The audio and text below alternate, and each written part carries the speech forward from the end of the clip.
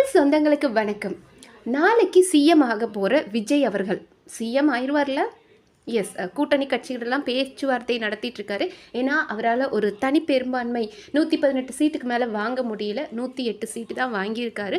அதுலேயும் அவரை மைனஸ் பண்ணால் 107, அப்புறம் சபாநாயகராக ஒருத்தர் போவாங்க 106. ஸோ பெரும்பான்மை வேணும் அப்படின்னா இன்னும் ஒரு 12-13 சீட்ஸ்லாம் வேணும் அப்படின்றனால எல்லார்கிட்டையும் பேச்சுவார்த்தை நடந்துட்டுருக்கு. காங்கிரஸ் கூட சேர்கிற மாதிரி இருக்குது. ஸோ நாளைக்கு அவர் ஆட்சி அமைக்க போகிறார் தான். ஆனால் யார் கூட சேர போகிறாரு, என்ன பண்ண போகிறாரு, இன துரோகி, தமிழ் இன துரோகி காங்கிரஸ் கூட சேர போகிறாரா, சேர்றதுக்கு வாய்ப்புகள் நிறைய இருக்குது. இப்படி எல்லாம் கன்ஃபியூஷன் போயிட்டு இருக்கும் போதும் எப்படி இருந்தாலும் நமக்கு ஒரு ஆப்ஷனே இல்லை. இப்போ தமிழ்நாட்டோட சிஎம் அப்படின்னா அது தாவேக்காவோட தலைவர் விஜய் அவர்கள் தான். ஸோ அப்படிப்பட்ட தமிழக வெற்றி கழகத்தோட தலைவர் நாளைக்கு சிஎம் ஆக போகிற விஜய் அவர்களை பார்த்து நம்மளோட நாம் தமிழர் கட்சி வேட்பாளர் நாகப்பட்டினத்தோட வேட்பாளர் கார்த்திகா ஒரு சில கேள்விகள் கேட்டிருக்காங்க. ஸோ இந்த கேள்விகள் இருக்கு இல்லையா, அண்ட் இந்த கேள்விகள் தமிழக மக்களை இதுவாது சிந்திக்க வைக்குதா அப்படின்றத பார்ப்போம். ஏன்னா அவங்க என்ன சொல்லியிருக்காங்க அப்படின்னா, உக்ரைன் நாட்டு அதிபர் இருக்கார் இல்லையா ஜெலன்ஸ்கி, அவரும் சரி ஒரு நடிகர் தான். திரையில் தோன்றி நகைச்சுவை பண்ணி கோமாளித்தனம் பண்ணி அவங்க நாட்டுக்கு வந்துட்டார். ஜெலன்ஸ்கி உக்ரைன் நாட்டுக்கு அதிபராக ஜெலன்ஸ்கி இருக்கார். அதே மாதிரி தமிழ்நாடும் இப்போ ஒரு திரையில் தோன்றி திரை பிரபலத்தை தான் நம்ம சிஎம்மாக எடுத்திருக்காங்க மக்கள். ஸோ அது மக்களோட தீர்ப்பு. ஆனால் இது எப்படி போக போகுது, தமிழகம் வேறு ஒரு பாதைக்கு போக போதோ அப்படின்ற மாதிரி கேட்டிருக்காங்க. ஏன்னா ஜெலன்ஸ்கியால் உக்ரைன் எடுத்துட்டோம் அப்படின்னா 100 ஆண்டுக்கு பின்னடைவு சந்திச்சிருக்கு. ஏன்னா உக்ரைன் ரஷ்யா போர் அப்படின்றது நம்ம எல்லாருக்கும் மறக்க முடியாது. உக்ரைன் தன்னோட தவறுனால ரஷ்யா கிட்ட அடி வாங்கிட்டு இருக்கு. அண்ட் இதில் நான் ஒரு சிலர் கமெண்ட்ஸ் பார்த்தேன். லூஸு அந்த கார்த்திகான்ற அக்காவை சொல்லியிருக்காங்க. ஒரு சில நபர்கள் என்ன அப்படின்னா, லூஸு நீ உக்ரைனை எக்ஸாம்பிளாக சொல்கிற, ஆனால் உக்ரைன் ரஷ்யா மாதிரி ஒரு பெரிய நாட்டுக்கிட்ட போராடிட்டு இருக்கு, அது உனக்கு தெரியுமா, போர் பண்ணிட்டு இருக்காங்க, அது உனக்கு தெரியுமா அப்படின்னாங்க. அந்த அறிவாளிக்கு நான் ஒரே ஒரு விஷயம் சொல்கிறேன். உக்ரைன் ரஷ்யான்ற ஒரு பெரிய நாட்டு கூட போராடிட்டு இருக்கு. ஆனால் பின்னாடி யார் தூண்டுதலில் இருக்குது அப்படின்னு பார்த்தீங்கன்னா, நேட்டோ நாடுகள் அப்படின்ற ஒரு 4-5 நாட்டோட கூட்டமைப்பில் அவங்க போராடிட்டு இருக்காங்க. அண்ட் நேட்டோ நாடுகள் எதுக்கு உக்ரைனை பயன்படுத்திட்டு இருக்காங்க அப்படின்னா, ரஷ்யா ஒரு மாபெரும் சக்தி, அவனை நேராக அடிக்கிறதுக்கு பயந்துக்கிட்டு இந்த உக்ரைன் மாதிரி குட்டி குட்டி நாடுங்களை வச்சு ரஷ்யாவை அடிக்க முடியுமா அழிக்க முடியுமா அப்படின்னு பார்த்துட்டு இருக்காங்க. அண்ட் மோரோவர் உக்ரைன் இங்கே பவர்ஃபுல் கிடையாது ராஜா. ஏன்னா உக்ரைன் நேட்டோ நாடுகளோட கூட்டமைப்போடு சேர்ந்து ஒரு 4-5 நாடுகள் கூட்டாக சேர்ந்து ரஷ்யாவை அடிச்சிட்டு இருக்காங்க. ஆனால் ரஷ்யா சோலோவா சிங்கிளாக அத்தனை பேரையும் சமாளிச்சுட்டு இருக்காங்க. ஏன்னா உக்ரைன் அப்படின்ற ஒரு முட்டாள் அதிபர் ஜெலன்ஸ்கின்ற ஒரு முட்டாளால் அந்த நாடே அழிஞ்சிட்டு இருக்கு. ஆனால் ஒரு பாயிண்டில் உக்ரைன் அதிபர் ஜெலன்ஸ்கி அழுக ஆரம்பிச்சிட்டார். நேட்டோ நாடுகள் எங்களுக்கு ஆதரவு தரேன்னு சொல்லிட்டு எங்களை கை விரிச்சிட்டு இருக்காங்க, எங்களுக்கு ஆயுத உதவி தர கம்மி பண்ணிட்டாங்க, பண உதவியை கம்மி பண்ணிட்டாங்க அப்படின்னு உட்காந்து அழுக ஆரம்பிச்சிட்டார். இதெல்லாம் நடந்துட்டு தான் இருக்குது. ஸோ ஒன்றுமே தெரியாமல் ஜெலன்ஸ்கி பெரிய இவன் அப்படின்ற மாதிரிலாம் பேசிகிட்டு இருக்காதிங்க. உக்ரைன் அங்கே அடி வாங்குறதுக்கு ஜெலன்ஸ்கின்ற ஒரு அதிபர் தான் காரணம். அவரோட முட்டாள்தனமான முடிவு, ரஷ்யாவை போய் நம்மளால் எதிர்க்க முடியுமா அப்படின்ற அறிவு கூட இல்லாமல் ஒரு திரை பிரபலம் திரையில் தோன்றி கோமாளித்தனம் பண்ணி வந்த ஒரு ஜெலன்ஸ்கியை அவங்க அதிபராக தேர்ந்தெடுத்தனால தான் அப்படின்றத மறந்துட வேண்டாம். ஏன்னா அந்த அக்கா கார்த்திகா அவங்க என்ன சொல்கிறாங்க அப்படின்னா, இப்போ இருக்கிற தாவேக்காக்கு ஒரு கட்சி கட்டமைப்பு கிடையாது, கருத்தியல் கோட்பாடு கிடையாது, ஒரு போராட்ட காலத்தில் அவர் என்றைக்கும் நின்னது கிடையாது, மக்களோட வேர்வை கூட அவரோட சட்டையில் பட்டது கிடையாது. ஆனால் நாம் தமிழர் பிள்ளைகள் நாங்கள் அப்படி கிடையாது, மக்களோட மக்களாக நின்று இருக்கோம், வேர்வையோட வேர்வையா ரத்தத்தோட ரத்தமாக அவங்களுக்கு நின்று எல்லா இடத்துலையும் நாங்கள் போராடி இருக்கோம். ஆனால் மக்கள் அவங்கள மறந்துட்டாங்க, அது வேற விஷயம். மக்கள் அது எல்லாத்தையுமே மறந்துடுவாங்க இல்லையா. எத்தனை போராட்ட களம் நாம் தமிழர் கட்சி பார்த்துருக்காங்க, எத்தனை பேரோட கண்ணீர் துளிகளை தொடச்சிருக்காங்க, அதெல்லாம் மக்கள் மறந்துடுவாங்க. அண்ட் ப்ரெஸ் மீட் எதுவுமே நம்மளோட தளபதி அவர்கள் இது வரைக்கும் பார்த்ததில்லை இல்லையா. ஸோ அதையும் அக்கா சொல்கிறாங்க, ஒரு ப்ரெஸ் மீட்டாவது பார்த்துருப்பாரா. பட் அவர் சிஎம் ஆயிட்டாரு. எது சீக்கிரமாக வளருதோ அது சீக்கிரமாக வீழ்வும் அப்படின்னு இருக்காங்க. ஸோ அதுவும் உண்மை தானே. அவர் அரசியலுக்கு 2 வருஷம் தான் ஆகுது. பிரச்சாரம் அவர் எந்த அளவுக்கு பிரச்சாரம் பண்ணாது. இப்போ நமக்கும் அதிமுகவுக்கும் எத்தனையோ கருத்து வேறுபாடுகள் இருக்கலாம். ஆனால் அந்த மனுஷன் 70 வயசுக்கு மேலே ஆன அவர் எடப்பாடி பழனிசாமி அவர்கள் கூட பிரச்சாரம் போயிட்டு இருந்தார். ஆனால் நம்ம விஜய் சார் எடுத்துக்கிட்டோம் அப்படின்னா ஒரு நாள் விட்டு ஒரு நாள் வருவார், அப்புறம் அப்பப்போ லீவ் எடுத்துக்குவார், பாதி தொகுதி அவர் கவர் பண்ணவே கிடையாது. என்றைக்குமே வந்து அவரோட வேட்பாளர்களே நமக்கு யாருன்னே தெரியாது. ஏன்னா வேட்பாளர்கள் திடீர்னு கொண்டு போய் தூத்துக்குடியில் ஒரு நபரை நிறுத்துறாங்க. திடீர்னு அந்த நபருக்கும் அந்த ஏரியாவை பற்றி ஒன்றுமே தெரியாது. ஆனால் அவரை கொண்டு போய் வேட்பாளராக நிறுத்துனாங்க. விஜய்ன்ற ஒரு முகத்துக்காக தான் மக்கள் ஓட் பண்ணியிருக்காங்க. ஸோ ப்ளீஸ் விஜய் சார், எங்களுக்கு உங்கள் மேலே நிறைய மாற்று கருத்து இருக்குது. நீங்கள் ஒன்றுமே ஒழுங்காக பிரச்சாரம் பண்ணலை. ஒருத்தன் களத்தில் நின்று 15 வருஷமாக தொண்டை தண்ணி கத்திட்டு இருக்கான். ஆனால் அவனை ஒருத்தனும் மதிக்க மாட்டுறாங்க.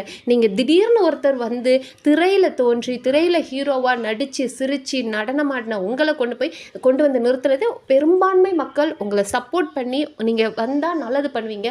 படத்தில் நீங்கள் அடித்து பறக்க விட்டீங்களா, வில்லனெல்லாம் பறக்க விட்டு ஹீரோவாக மாஸ்க் கட்டினீங்க இல்லையா, அதே மாதிரி தமிழ்நாட்டையும் நடத்துவீங்கன்னு நம்பிட்டு இருக்காங்க. பட் நடந்தால் நல்லா தான் இருக்கும். அண்ட் இதுக்கு வந்து ரிப்போர்ட்டர் ஒரு கொஷின் கேட்குறாரு. சரி மேடம், அப்படி பார்த்தீங்கன்னா எம்ஜிஆரும் திரையுலகத்துலேருந்து வந்தவர் தான், ஆனால் அவரும் வந்து நல்லதெல்லாம் பண்ணியிருக்கார் இல்லையா, அந்த மாதிரியே நீங்கள் விஜய் பார்க்கக்கூடாது அப்படின்னு கேட்டதுக்கு அக்கா ஒரு பதில் சொன்னாங்க. என்ன அப்படின்னா, நம்ம எம்ஜிஆர் சார் உடனே அப்படியே திரையுலகத்தை விட்டு அரசியலுக்கு வரல. அந்த மனுஷன் அதுக்கு முன்னாடி திராவிட கட்சியில் உழைச்சிருக்காரு. 1957, 1962, 1967 அவரோட கழுத்தில் துப்பாக்கி சுட்டுறாங்க இல்லையா. ஸோ இதெல்லாம் நடந்து இத்தனை வருஷங்கள் போராடி அவர் ஆட்சியை பிடிக்கும்போது 1977 அவர் ஆட்சிக்கு வந்தார். பட் அதுக்கு முன்னாடி பேக்ரவுண்டில் மனுஷன் அவ்வளோ வேலை செஞ்சுருக்காரு. திமுகலேருந்து பிரிஞ்சு தான் வந்திருந்தார். பட் திமுகவில் இருக்கும்போதும் சரி அவர் அவ்வளோ வேலை செஞ்சுருக்கார். அரசியல் புரிதல் இருந்து அண்ட் நாம் தமிழரோட கட்சி ஒரு இடத்த கூட கைப்பற்றலையே அப்படின்னு கேட்டதுக்காக அக்திகா அவர்கள் என்ன சொன்னாங்க அப்படின்னா, ஆலமரத்தோட விதை அப்படின்றது ரொம்ப சின்னதாக இருக்கும், ஆனால் அது வளர காலம் பிடிக்கலாம், ஆனால் அது ஒரு பெரிய மரமாக மாறும். அதே மாதிரி தான் நாம் தமிழரோட பிள்ளைகளும் இன்னைக்கு களத்தில் நின்று போராடி மக்களாக அவங்களுக்கு ரத்தமாக அவங்களோட தோளோட தோல் நின்று எங்களை அவங்க மறந்துருக்கலாம். ஆனால் என்னைக்காச்சும் ஒரு நாள் எங்களை தேடுவாங்க. அன்னைக்கு நாங்கள் ஆலமரமாக வளர்ந்து நிற்போம். அன்னைக்கு தமிழ்நாடு எங்ககிட்ட வரும் அப்படின்ட்டு இருக்காங்க. ஸோ இன்னைக்கு ஆட்சியை பற்றி நீங்கள் என்ன நினைக்கிறீங்கன்னு கேட்டதுக்கு, இது மாற்று இல்லை, ஒரு பெரிய ஏமாற்று தான். கொடுமையாக இருக்க போதோ அப்படின்ற பயம் இருக்குது. பட் பார்ப்போம். ஏன்னா மக்களுக்கும் வேட்பாளர் யாருன்னு, இப்போது தாவேக்கால இருக்கிற வேட்பாளர்கள் யாருன்னு தெரியாது. அந்த வேட்பாளர்களுக்கும் மக்கள் பிரச்சனை என்னன்னே தெரியாது. ஸோ களத்துக்கு வந்திருக்காங்க, புதுசாக வந்திருக்காங்க, என்ன பண்ணுறாங்கன்னு பார்ப்போம் அப்படின்னு இருக்காங்க. தலைவர்கிட்டே நிறைய சிக்கல் இருக்குது. ஏன்னா மாதம் மகளிருக்கு 1000 ரூபா கொடுக்கும்போதே தமிழ்நாடு அவ்வளோ கடன் வாங்கிட்டு இருந்தாங்க. இப்போ மாதம் 2500 கொடுக்கும்போது 1,00,000 கோடி கடனுக்கு மேலே இது வரப்போகுது. ஸோ இப்படிப்பட்ட அரசியல், இலவச அரசியல் அப்படின்றது தமிழ்நாட்டை எப்படி கொண்டு போகும்? இப்போ பஸ்ஸு நமக்கு ஃப்ரீ, மாதம் 2500 தராங்க, 200 யூனிட் ஃப்ரீயாக தராங்க, பட்டதாரிகளுக்கு 4000 ரூபா தரேன் அப்படின்னு இருக்க. ஸோ இதெல்லாம் இப்படி இலவசம் கொடுக்கும்போது தமிழ்நாடு என்னவா ஆகும் அப்படின்ற ஒரு பயம் அக்கா பார்வையில் இருக்குது. அண்ட் அது மட்டும் இல்லாமல் விஜய் சரோட கட்சியில் எடுத்துக்கிட்டோம் அப்படின்னா, கிரிமினல் குற்றம் உள்ள வேட்பாளர்களை அவர் எப்படி போட்டார். ஸோ இதெல்லாம் ரொம்ப பெரிய வருத்தம். ஏன்னா விஜய் சார் என்ன சொன்னார் அப்படின்னா, நான் ஒவ்வொரு வேட்பாளரையும் பார்த்து தட்டி தூக்கியிருக்கேன் அப்படின்னாரு.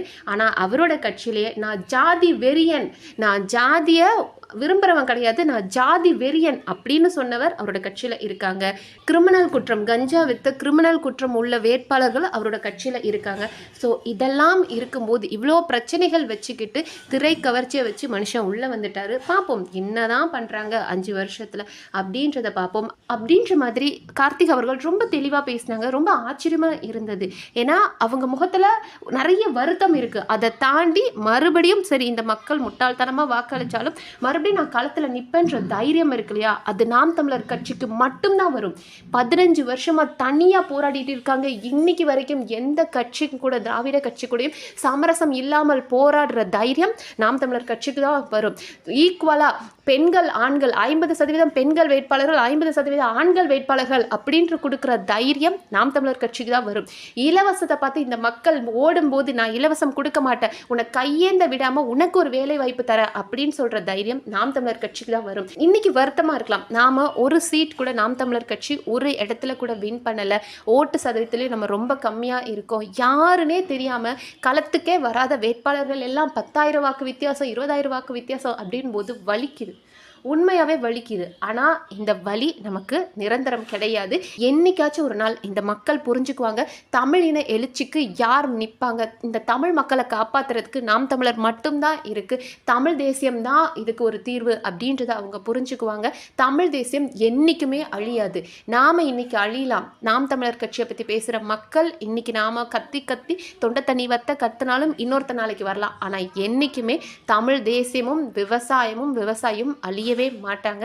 ஏன்னா நாம் சாதாரண பிள்ளைகள் கிடையாது, பிரபாகரனோட பிள்ளைகள். இன்னைக்கும் தலைவர் பிரபாகரன்ற பேரை கேட்டால் நமக்கு ஒரு வீரம் வரும். ஸோ அவரோட உடல் மட்டும்தான் அழிந்ததே தவிர அவரோட கொள்கையும் கோட்பாடும் தூக்கி பிடிக்க நிறைய இளைஞர்கள் இருக்காங்க. அதே மாதிரி தான் இன்னைக்கு நமக்கு நாம் தமிழர் கட்சிக்கு நமக்கு வெற்றி கிடைக்காம இருக்கலாம், ஆனால் நம்மளோட வெற்றி பெருசாக இருக்கும். திடீர்னு வளர்ந்து திடீர்னு விழ போகிறது கிடையாது. நம்மளோட வெற்றி ஆழமாக ஆணித்தனமாக இருக்க போது அன்னைக்கு மக்கள் புரிஞ்சு வருவாங்க. ஸோ தயவு செஞ்சு யாரும் வருத்தப்படாதீங்க. ஸோ யாராவது நாம் தமிழர் கட்சிக்கு ஓட்டு போட்டோ வீண் பண்ணலையே அப்படின்னு வருத்தப்படுற நபர்கிட்ட இதை பற்றி பேசுங்க. கண்டிப்பாக நமக்கு வெற்றி நிச்சயம் அப்படின்றத சொல்லுங்கள், அவங்களுக்கு இதை ஷேர் பண்ணுங்கள். நன்றி.